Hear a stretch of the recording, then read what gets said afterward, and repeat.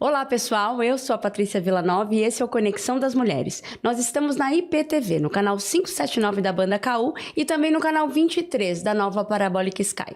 Não esqueça de se inscrever no nosso canal, ativar o sininho de notificação porque toda quinta às 19h30 tem um episódio novo. E hoje falaremos sobre maternidade atípica e tudo que transcorre na vida de uma mulher, de uma mãe, depois desse diagnóstico. Para falar sobre esse assunto, trago a especialista Patrícia Salvatore. Seja muito bem-vinda. Obrigada, é um prazer estar aqui. Prazer é meu em recebê-la para contar essa história. Mas essa história não se resume à maternidade atípica. Ela vem antes. Quem é a Patrícia Salvatore? Bom, vamos lá. Eu costumo dizer que eu tenho 3 pilarezinhos na minha vida, né? Tá. O pilar corporativo, porque a gente é de São Paulo e acaba se definindo muito por trabalho. Sim. Eu sou relações públicas de formação, trabalhei mais de 25 anos em grandes empresas na área de comunicação.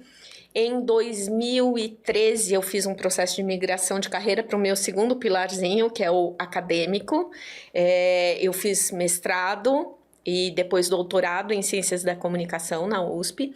E logo que eu comecei o mestrado, eu comecei a dar aula. Então, eu sou professora universitária e pesquisadora. No doutorado, eu fui pesquisar sobre ativismo e cidadania para pessoas com deficiência. E por quê? Porque aí vem o meu terceiro pilar, Sim. Que é o ativismo e a maternidade. Eu sou mãe da Larissa, que é uma jovem de 20 anos, que nasceu com uma síndrome rara chamada Síndrome de Prader-Willi.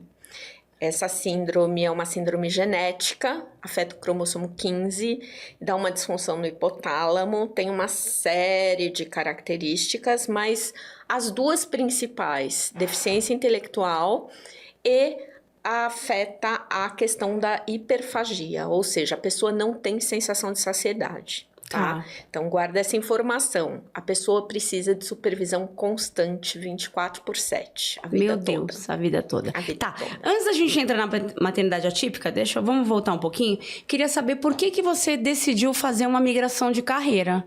Boa! Eu fiz uma migração de carreira porque eu tinha feito 40 anos e eu tinha acabado de ser promovida para gerente de relações públicas, relações institucionais no Itaú. Tá. Tava super bem, tava 7 anos lá, só que é aquela história, a gente sabe que as empresas cada vez menos se interessam por mulheres 40 a mais. É uma realidade dura e triste de ouvir. Exato. E meu prazo de validade estava chegando ao fim. Você já sentia isso naquela época? Sentia. Então, eu pensei, eu preciso planejar o meu plano B. Sim. E eu sempre pensei em dar aula. Eu tinha feito um lato sensu e tinha feito uma disciplina de prática de ensino superior, amei. Eu fazia bancas de TCC legal. E eu gostava muito. Então, eu pensei, poxa, tá aí uma coisa que é interessante. Eu poder continuar na minha área, que é a comunicação, as relações públicas, mas não mais ali no dia a dia dentro das organizações, mas atuando, ensinando pessoas, ensinando jovens, né, a atuar com isso. Então, foi muito nesse caminho. E também porque um dia minha filha chegou para mim e falou assim, mamãe, um dia você vem me buscar de tarde na escola? Olha. E aí eu falei, filha, todo dia eu venho te buscar de tarde na escola. Ela tinha 7 anos. E ela falou assim, não, mamãe, você vem me buscar de noite. Olha isso. Ou seja, ela ficava o dia inteiro na escola. Aí eu falei, opa, essa balança não está muito equilibrada. Com certeza. E aí eu pensei, bom, eu vou para a área acadêmica, isso vai me dar uma certa flexibilidade de horários e também eu consigo ter uma carreira de longo prazo. Sim. Né? Então, foi meio nesse sentido. E eu super me achei. É mesmo? Me achei, assim, dar aula é uma das coisas mais prazerosas. Eu imagino. Quem é professor tem essa paixão, né? E assim, eu continuo atuando, né? Porque você dá aula, você tá na sua... Onde você escolheu, realmente. Exato. E desde 2022, eu também me tornei consultora de diversidade. Tá. Que isso veio depois do meu doutorado, com todo o conhecimento que eu adquiri ali, de entender que as empresas precisam muito de letramento, de conscientização, de compreensão de que diversidade não é uma moda, de que diversidade é um excelente negócio, né? Trabalhar a comunicação inclusiva, trabalhar a liderança inclusiva, que assim, isso afeta diretamente o bolso das empresas. Então, diversidade é um bom negócio para as organizações. A empresa que não adere à diversidade porque acha que é uma pauta política, está deixando dinheiro na mesa. Empresas diversas produzem mais, lucram mais, tem menos turnover, tem clientes mais satisfeitos, tem mais inovação. Tem inúmeras pesquisas que mostram que isso. A gente nem pensa que afeta diretamente na questão de caixa, né? Exatamente. Na questão financeira das empresas.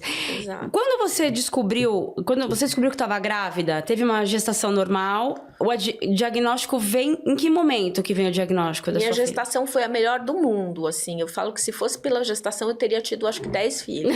Eu não tive um enjoo, eu não tive nada. Foi super tranquilo. Fiz pré-natal tudo bonitinho, direitinho. Minha filha nasceu prematura, mas ela nasceu prematura de 8 meses. Então, não era uma prematuridade extrema. Só que ela nasceu, a gente fala que é tipo um bonequinho de pano. Ela era muito hipotônica, ela tinha hipotonia muito acentuada, o tônus muscular fraquinho. Uhum. Então, ela não mamava, ela não segurava o pescocinho, nada. Uhum. E ali, naquele momento, os médicos na maternidade falaram, opa, tem alguma coisa, vamos investigar. Os primeiros 3 dias de vida dela, ela foi revirada de ponta cabeça. E chegou no 3º dia, um neurologista chegou para mim e falou assim, olha, Patrícia, nós fizemos tudo e não identificamos. Agora, nós temos algumas opções mais aprofundadas. Um deles é fazer um exame para síndrome de Prader-Willi, que ela tem algumas características. Esse exame é a síndrome dela. É a síndrome dela. Tá. Esse exame não é feito no Brasil. Nós vamos tirar o sangue e vamos mandar para os Estados Unidos. Tá bom. Se isso não der certo, a gente também vai investigar questões metabólicas. Senão, a gente vai ter que fazer aquela intervenção muscular para ver se há alguma degeneração muscular. Tá. E esses 2 primeiros exames eram de sangue, foram feitos. O segundo deu negativo para questões metabólicas. E aí, 2 meses depois, chegou o resultado. 2 meses depois? 2 meses depois. Ela já estava em casa. Ela ficou 21 dias na UTI fazendo fono para conseguir mamar. O movimento da sucção. Exatamente. Tá. E aí, quando chegou o resultado, em junho, aí veio... Nesse meio tempo, imagino que você foi pesquisando do que se tratava, né? Fui pesquisando, fui me desesperando e deixei de lado, porque eu tô falando de 2005, né? Faz um tempo. E a internet tinha muito menos coisa, inclusive não tinha quase informação em português sobre a síndrome. E eu deixei de lado. Eu falei, não, isso aqui é pavoroso. Falando que as crianças morriam até 15 anos. Uma série de coisas muito antigas, né? E aí, quando veio o resultado, aí eu me joguei de cabeça para entender. Aí eu fui atrás dos sites internacionais. Depois de alguns anos, em 2010, eu criei uma página no Facebook para falar da síndrome. Identificou muita gente, muitas mães com filhos com esse diagnóstico? Eu comecei a escrever achando que eu estava falando para minha família, para os meus amigos, aquela coisa de, né... de contar para as pessoas o que era a síndrome dela. Só que começou a chegar muita gente que tinha familiares. Dali foi o estopim para a gente criar, em 2016, a Associação Brasileira, que eu fui representante por São Paulo da associação até 2021. Ali foi um trabalho de articulação mesmo, de eu entender que falar da síndrome era importante, mas que tinha muita informação relacionada à deficiência que precisava ser dita, precisava ser compreendida. Eu sempre falei, o conhecimento é a base de tudo. De tudo. A síndrome é uma síndrome que não tem cura, assim como toda deficiência não tem cura, mas a gente precisa trabalhar com as barreiras atitudinais, com a falta de informação, com a falta de conhecimento, né? Então, muito do que eu sou hoje na questão de consultora ou de pesquisadora vem daí. de combater essa desinformação, combater essa falta de informação. Mas o médico, quando ele lá cogitou que poderia ser, né, o neuropediatra, e veio depois o diagnóstico, ele estava preparado para te falar tudo que tinha por vir, tudo que ia acontecer, de fato? Porque às vezes até acho que os próprios médicos, por ser algo tão raro, devem desconhecer. Sim, sim. Esse médico eu digo que foi um anjo, porque ele apareceu ali, falou isso e ele sumiu. Sumiu? Sim, porque eu não continuei. Aí eu tinha uma pediatra, né, que estava acompanhando minha filha 2 meses depois. Sim. E a pediatra foi extremamente capacitista ou desinformada. Coisas do tipo, sua filha nunca vai poder estudar, porque ela requer atenção constante. Eu falei, imagina, já estava pensando minha volta ao trabalho, eu já estava vendo escolinha para ela. Eu falei, imagina, ela falou assim, você não vai botar ela na escola? Eu falei, vou. Ou se vou.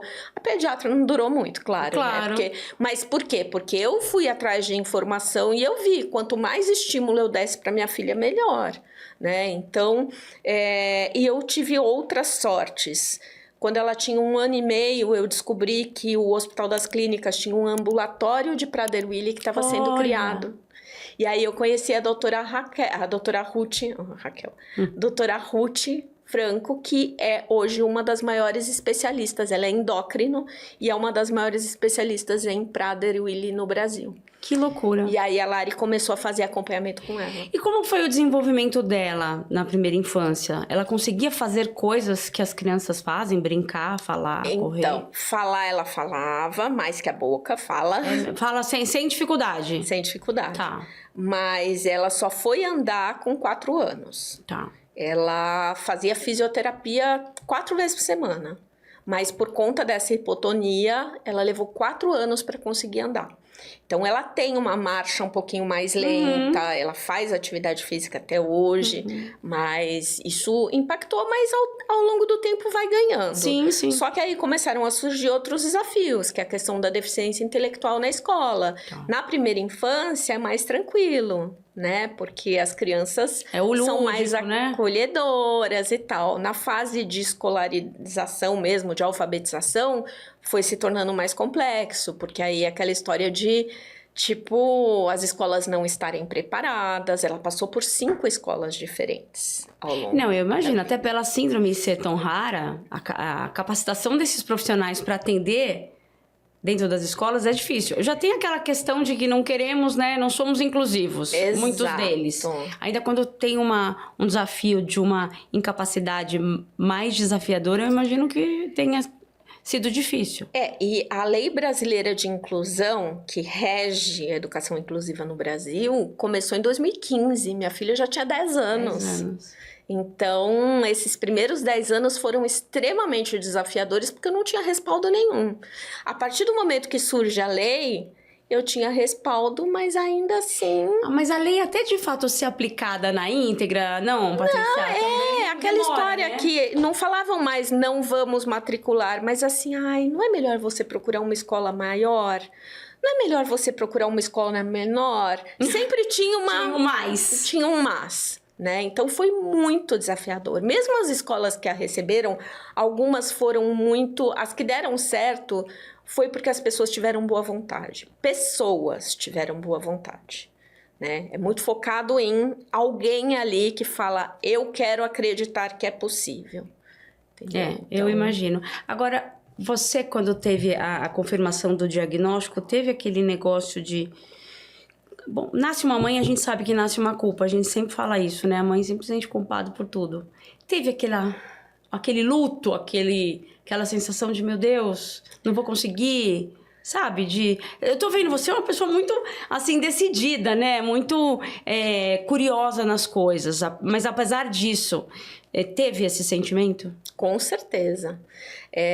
Eu lembro que aquela primeira noite eu passei chorando e pesquisando na internet. Quase virei a noite ali, pesquisando. Chegou no dia seguinte, eu tava arrasada. Aí eu fui pra casa dos meus pais. Eu sou caçula de 5 filhos. Então, você imagina, meus pais já eram bem mais velhos e tal. E meu pai, que era do interior, aquele jeitão simples, meio, né? truculento, ele virou e falou assim, filha, a gente vai amar e vai fazer tudo por ela. E tá tudo bem. Nessa simplicidade toda. Aí sabe quando dá um... É isso. É isso. Aí eu me joguei pra isso. Eu falei... As pessoas perguntavam, ai, mas por que você fala da síndrome pras pessoas? Ninguém percebe, ela é tão linda. Olha o capacitismo, né? Ela era um bebê lindo, ela é linda até hoje. Eu falava, porque eu quero que as pessoas entendam. Porque elas precisam conhecer. Você que... Pra não falar bobagem. Não, e você que tem essa capacidade do aprendizado, de pesquisa e tudo, por que não? E sendo relações públicas, sendo área de comunicação, por que não usar isso a favor do negócio, né? Pois é. Então, foi um processo. E foi um processo de desconstrução meu também, né? Claro. Eu também era capacitista. Eu olhava pra ela e falava assim, mas ela é linda mesmo.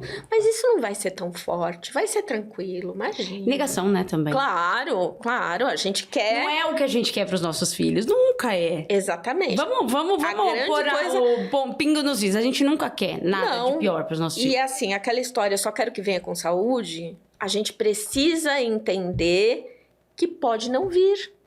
E que a gente tem que lidar com isso. E tá tudo bem. Senão, não tenha filhos. Não tenha filhos se você não quer correr o risco de ter um filho com deficiência. Porque pode vir. E a gente aprende a lidar. Por quê? Porque aí vem aquela história do... eu não sei como você consegue. Você é uma guerreira. Não, gente. A gente se vira, a gente aprende.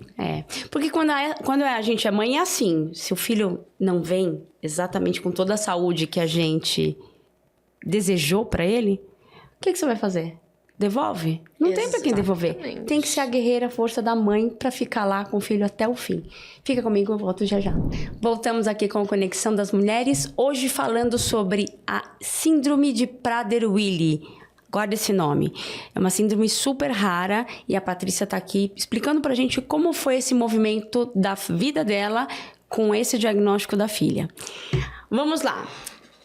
A Larissa cresceu na escola, conseguiu ter uma vida normal dentro das peculiaridades dela?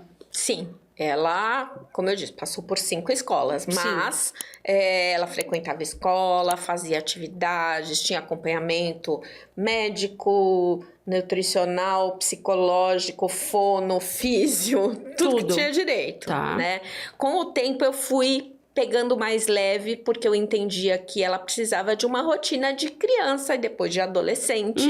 E tinham algumas coisas que eram importantes e outras que acabava ficando muito na pira de precisamos consertar. Que aí depois, quando eu fui pesquisar sobre deficiência, eu entendi. A gente viveu historicamente 3 momentos da deficiência no mundo. Um primeiro momento que era religioso, que tudo se explicava por bruxaria, castigo divino, tal, porque não tinha informação suficiente para explicar o que é uma pessoa com deficiência. Conforme a medicina avança, vai para um modelo médico da deficiência, que tudo se explica é um paciente e precisa ser consertado. Sou super adepta da medicina. Só que tem um terceiro momento, ser humano, né? Que é o modelo social, que é um ser humano. E que tem muitas coisas que a medicina pode e deve sim ajudar, avançar e tudo mais, mas tem coisas que você tem que viver como ser humano. Que o ser humano não é um paciente, é uma pessoa, né? Então, foi um processo também para eu lidar com isso, de que não adiantava ter uma rotina com ela só de médico, hospital, terapia, isso e aquilo, porque senão ela não ia viver, e nem eu. Porque a deficiência dela afeta diretamente quem cuida. A sua estrutura toda, né? Exatamente. Então, aí foi uma desconstrução para mim também. Tá. Qual foi o momento mais difícil que você achou, vamos supor, na fase da adolescência ali, da infância para adolescência, teve aquela questão que a gente sabe que os adolescentes são... né? Tô lá passando por isso agora em casa. São terríveis. Videogame. Vai se tornando mais difícil a cada fase. Você teve com ela isso também? Sim. A fase da transição da infância, que é ótima, maravilhosa. Claro, todas as fases são, né? Pra adolescência, foi um baque. Por quê? Porque junta a questão hormonal, junta o preconceito das outras crianças, adolescentes, né? As crianças, elas não são preconceituosas, elas se tornam preconceituosas à medida que elas crescem. Então, ela começou a ser deixada de lado. Durante a vida, né? Exatamente. Ela começou a ser deixada de lado, a não ter mais amigos. Então, foi muito triste. A compreensão dela própria, dela virar e falar assim, eu não queria ter síndrome de Prader-Willi. Mesmo sendo uma pessoa com deficiência intelectual, ela tem total compreensão. Sim, do quê? E eu trabalhando muito a autoestima dela e tal. Então foram... Aí tem questões comportamentais que vão se tornando mais acentuadas na síndrome na adolescência. Tem questões de ordem psíquica, que foi o que aconteceu quando a gente estava morando na Itália, que ela já estava com 16 anos, que vão acentuando também. Então, são inúmeros fatores que vão fazendo com que o videogame vai ficando numa fase mais difícil. Sim, sim, sem dúvida. Então, eu acho que hoje a gente vive uma certa estabilidade, mas assim, com altos e baixos. Sem dúvida. Ela hoje mora numa moradia assistida. Desde... eu queria, antes da gente entrar na moradia assistida, tem um episódio antes aí que você se separou quando ela tinha 12 anos. 12 anos. Quando ela tinha 12 anos, eu... Assim, na verdade, meu casamento já estava acabado há muito tempo, mas eu fui empurrando por mil motivos, mas também por ela. E aí, chegou um momento que eu falei, não dá mais, ok. Enfim. E foi... Isso afetou? Ela sentiu essa... Não. Aquele momento foi muito interessante. O meu ex-marido, o pai dela, foi morar muito próximo de casa. Então, a gente explicou que ela ia ter 2 casas. Eu já dava aula, ela ficou em guarda compartilhada. Ela dormia na casa dele 2 noites por semana, que eram as noites que eu dava aula. Então, num primeiro momento, foi muito tranquilo para ela. Foi muito, assim, não foi o choque que a gente achou que seria. Tá. Depois, quando ele se envolveu com outras pessoas, aí a coisa complicou. Porque aí ela se sentiu deixada de lado, menina com pai. Ah, sim. Né? Sim. Então, aí sim... Aí vai a fase da adolescência, aí, né? Que junto a gente com a tava fase falando. da adolescência, aí começou a ter várias questões relacionadas a isso. E a opção dele foi por qual lado? Não foi pela filha. Eu imaginei. Mas você também depois se relacionou, conheceu o seu atual marido. Depois de 9 meses eu achei que eu nunca 9 mais... meses? Olha! Eu me separei depois de uma relação de 24 anos entre namoro e casamento. Bastante tempo. Eu fazia doutorado, eu estava trabalhando muito, apesar de eu estar com, né, mais flexibilidade, mas eu tinha me tornado coordenadora de curso na faculdade. Eu fui pro Tinder, porque eu queria ser feliz. Eu tinha 46 anos. Certo. Eu queria me divertir. Eu falei, é isso, agora eu vou ser uma pessoa solteira, com uma filha especial, pré-adolescente, e vou tocar minha vida. E fiquei muito tranquila em relação a isso. E falava, não, casamento jamais. Depois de 9 meses, eu conheci o meu atual marido no Tinder. Olha, né? Ele também é professor universitário, também é separado, quer dizer, uma série de coisas que a gente foi se identificando. Da comunicação também, ele é jornalista. Claro. Então, a gente foi se identificando e ali, surgiu assim. Que legal, porque a gente imagina, né? Pô, minha mãe se separou do meu pai, eu tinha 5 anos de idade. Imagina na década de 80 isso. Nossa. Né? Fora todo o contexto, o preconceito, né? Filha pequena, se relacionar com outra pessoa, enfim, tudo muito difícil. Nos dias de hoje também, quando uma mulher se separa e tem filhos, também não é tão fácil assim arrumar uma outra pessoa. Aí acrescenta na sua situação uma criança com deficiência. Sim. Esse cara é de tirar o chapéu, não é? Não, vamos. Não é. Você sabe da estatística, Exatamente. Eu jamais consideraria que eu ia me relacionar seriamente e muito menos casar de novo. Olha que legal. Eu não cogitava essa hipótese. Ele já tinha filhos? Ele teve filhos? Tem um filho. Aham. Mas é um filho já adulto que tá morando fora do Brasil, então assim, e ele também não teve contato, porque o filho dele nasceu e logo ele se mudou do Rio para São Paulo. Então ele tinha o contato de quinzenal, aquela coisa... E o relacionamento da sua filha com ele foi ótimo? Maravilhoso, Que maravilhoso. Se deram super bem. Eu tive muito cuidado, né? Imagino. Porque, primeiro que no primeiro momento eu não sabia o que ia ser aquela relação. Então, eu fui muito cautelosa nessa aproximação. Preservando a Larissa. Preservando a Larissa. Até que eu vi que não, o negócio tá legal. engrenando, vamos lá. E aí, com a ajuda da psicóloga dela na época, fiz uma aproximação e tal, e deu super certo. Que legal. Eles se dão super bem. Agora, você disse que ela foi morar numa moradia assistida. Como que foi isso? Então, quando surgiu a pandemia, a gente começou, eu e meu marido, Fábio, a gente começou a trabalhar com algumas hipóteses. E uma das hipóteses era sair do Brasil. A gente queria morar fora e eu pensava, o que vai ser do futuro da Lari? Aqui no Brasil, ela era filha única, meus irmãos são todos mais velhos.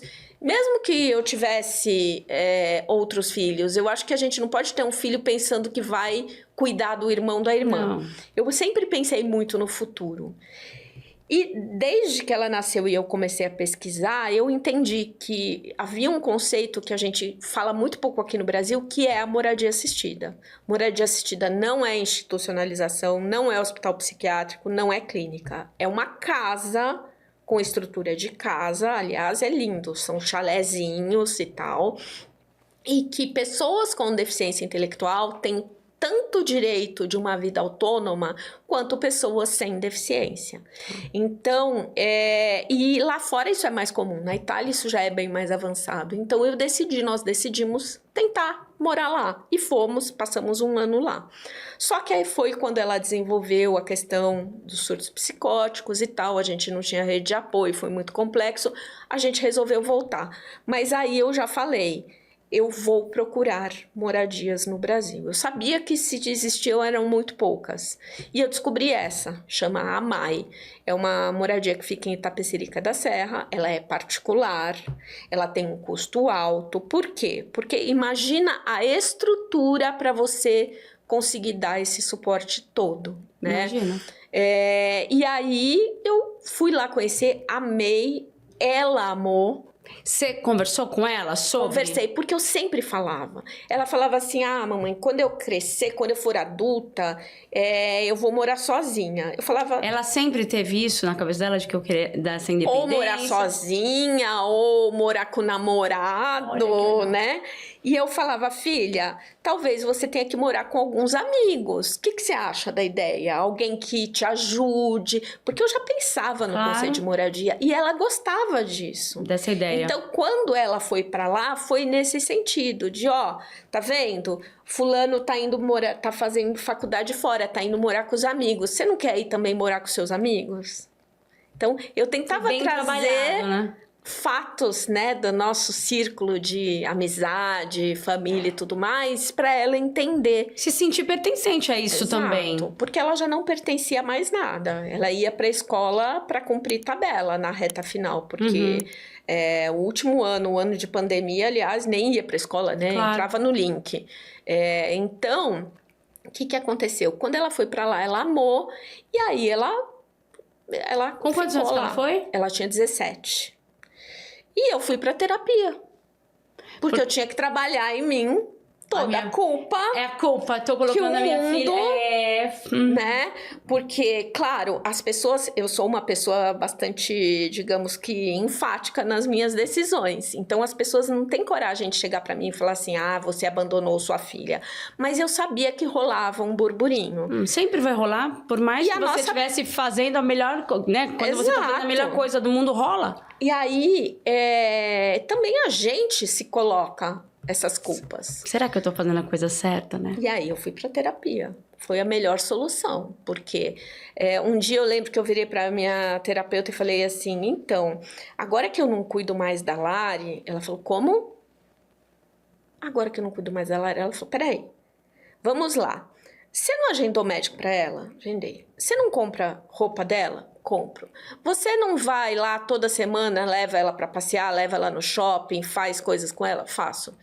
você não cuida diariamente dela, você continua cuidando. A mãe vai cuidar pra sempre. Falei, ui, precisava dessa, né? Porque você tem a autonomia de ir lá, pegar, vamos pro shopping, Vamos passear, vamos almoçar. Tá indo buscar lá na casa dela pra um passeio. Exatamente. Lá é a casa Tem dela. algumas regras, porque são 20 e poucas pessoas que moram lá. Então, por exemplo, eles orientam não chegar na hora das refeições, Sim. porque eu não vou atrapalhar os demais residentes, né? A hora que eles estão indo dormir. Tem regras, claro, pelo convívio de todo mundo, mas eu tenho total liberdade. O dia que você deixou ela lá, como foi? Nossa, deve ter tido um chororô. Ela ficou feliz da vida. Não, ela tchau, não. tchau. Pode ir embora. Tchau. Eu lembro, você? eu tava com a minha melhor amiga, uma das minhas melhores amigas, que me levou. Eu saí de lá. Eu falava, e agora? O que eu faço? Ela falou, vamos comer. Tipo, eram 3 da tarde, a gente não tinha almoçado. Ela falou, vamos comer. Vamos tomar um milkshake e comer. E aí eu passei a tarde com ela, conversando, falando, botando pra fora. Sim. Pra desanuviar, né? Porque Ela, em algum momento, falou, quero voltar pra casa? Pra sua casa? ela chegou a falar algumas poucas vezes. E aí, isso foi um processo que levou um tempo. Não foi no começo, foi tipo 1, 2 anos depois. Ela teve uma recaída na questão dos surtos psicóticos, 1 ano e meio depois, porque foi quando a minha mãe faleceu e aí ela Gatilho. processou a informação. Você perdeu sua mãe, eu posso perder minha mãe. Então, ela tem muito medo de me perder. Sim. Então ela quer estar perto, né? Mas aí a gente fez um trabalho com psicóloga, com tudo e tal. Ela chegou a ter que ir para um hospital psiquiátrico, porque as crises ficaram muito intensas. Ela ficou internada 3 semanas. Foi terrível. Mas aí, quando ela voltou para moradia, ela ficou super bem de novo. Foi assim, ela tem a síndrome dá questões nela, né? Mas tudo dentro de um acompanhamento. Tá. E lá na moradia, são todos amigos mesmo? Super. Eles são amigos, eles fazem a noite da pizza, eles fazem os aniversários, então vamos preparar cartão. Eu preciso fazer um presente para minha amiga que vai fazer aniversário.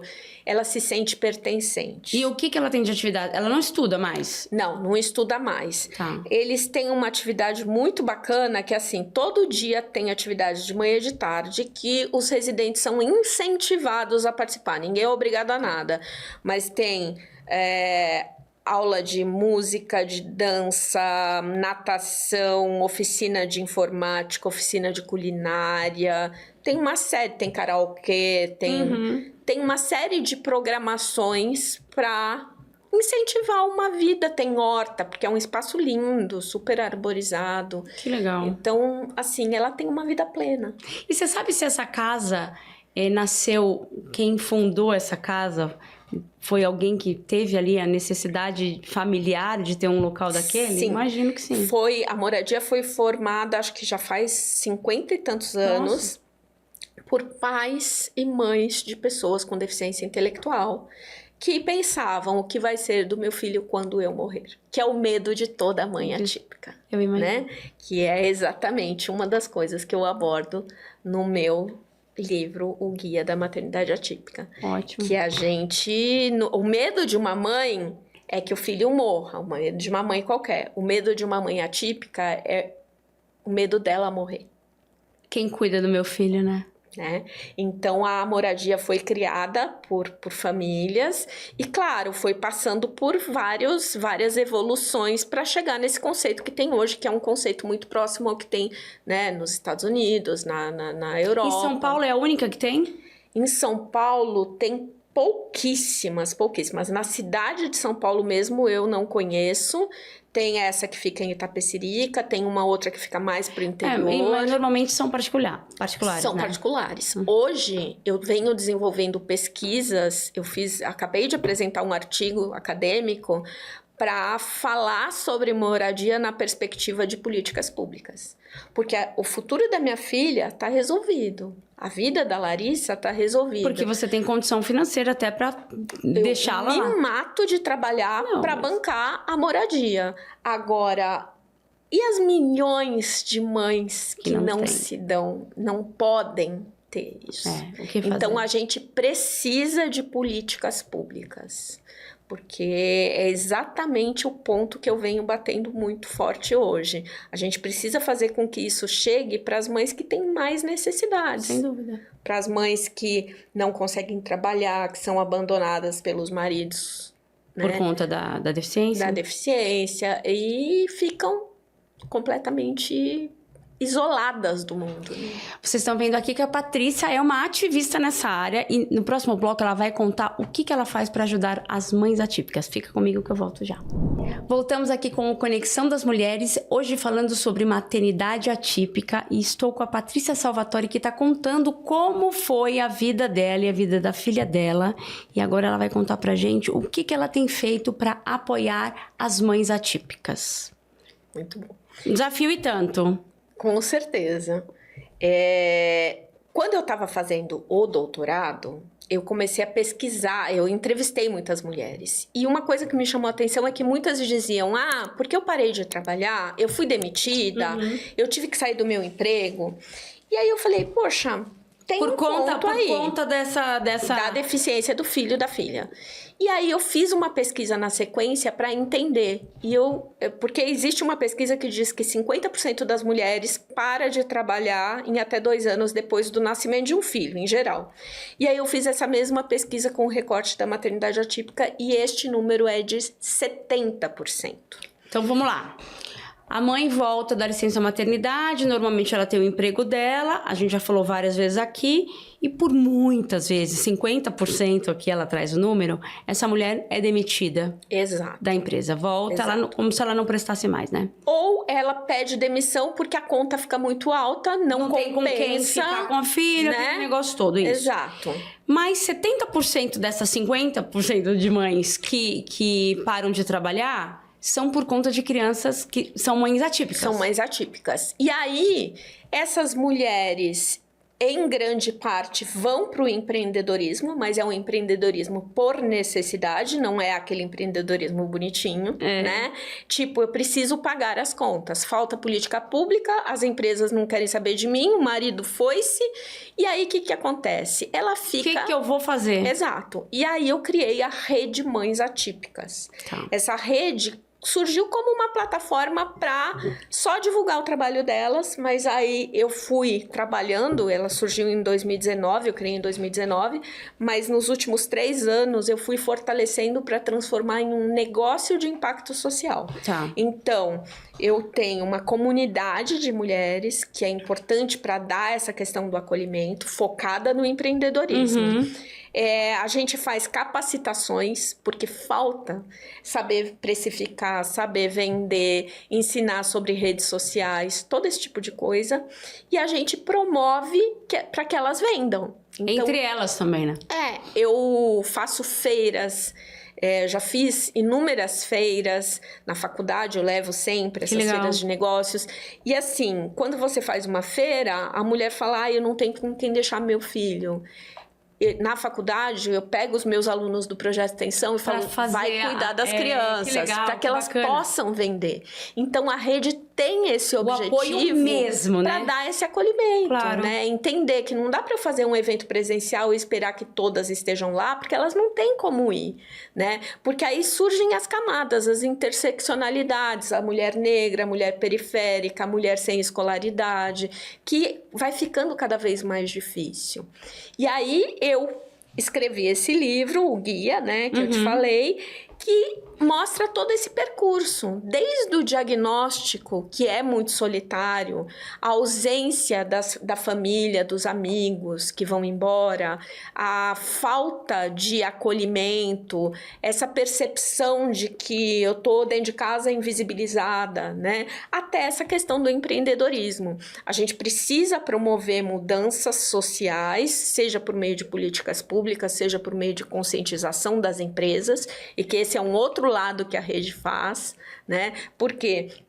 Porque eu quero que as empresas contratem essas mulheres, que não demitam essas mulheres ou que contratem como fornecedoras. Então, eu tenho um programa dentro da rede que é de capacitação da cadeia produtiva da empresa.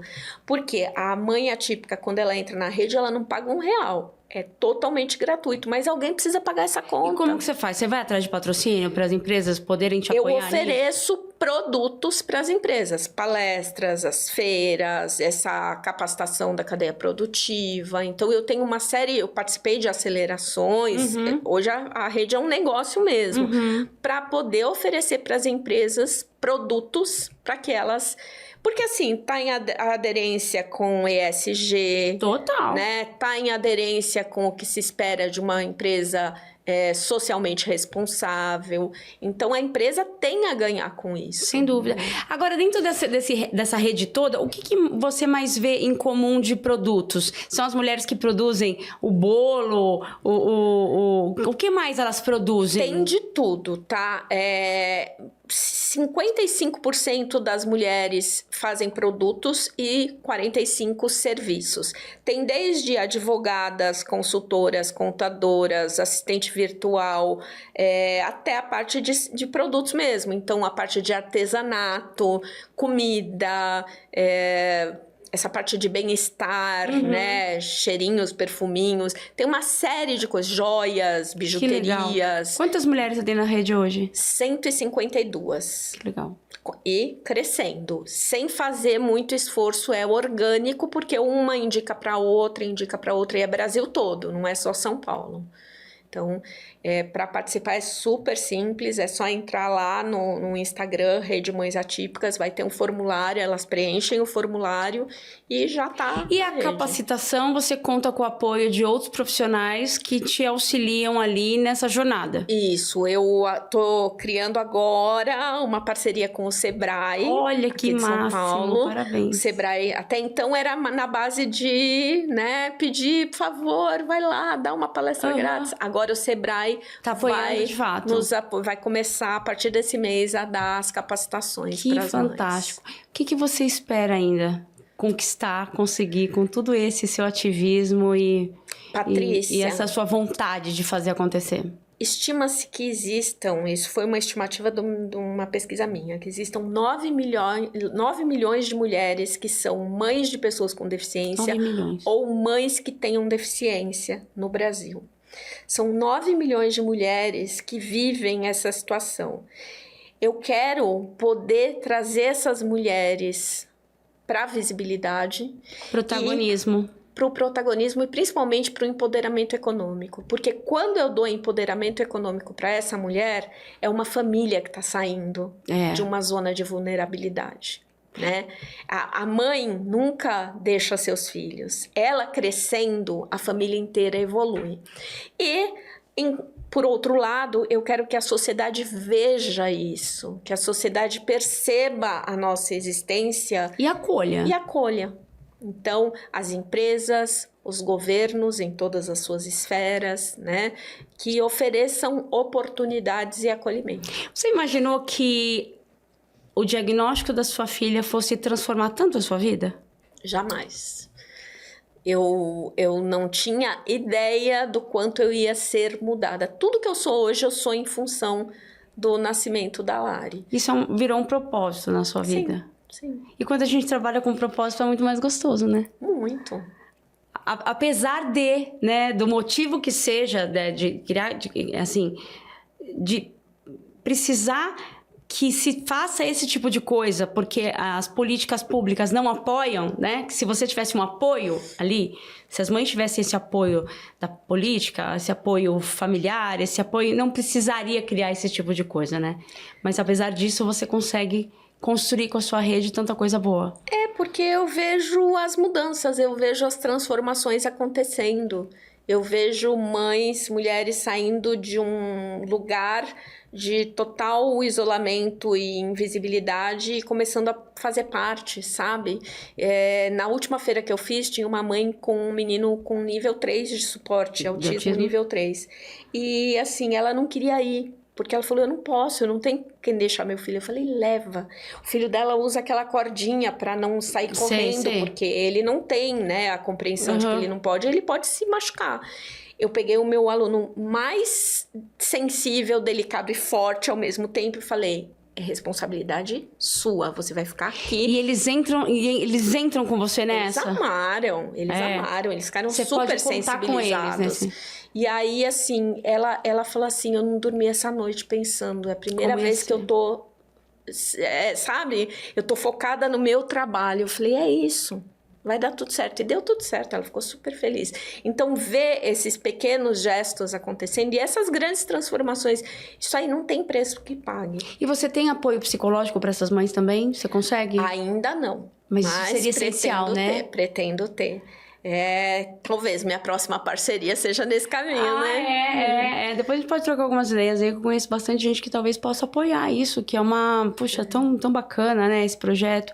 Patrícia, que prazer receber você. Eu fico, assim, muito com o coração quentinho de saber que tem tanta mulher poderosa ajudando outras mães, ajudando outras mulheres a se tornarem protagonistas das suas próprias vidas, que não é fácil, né? Não é nada fácil, mas é possível. Com certeza.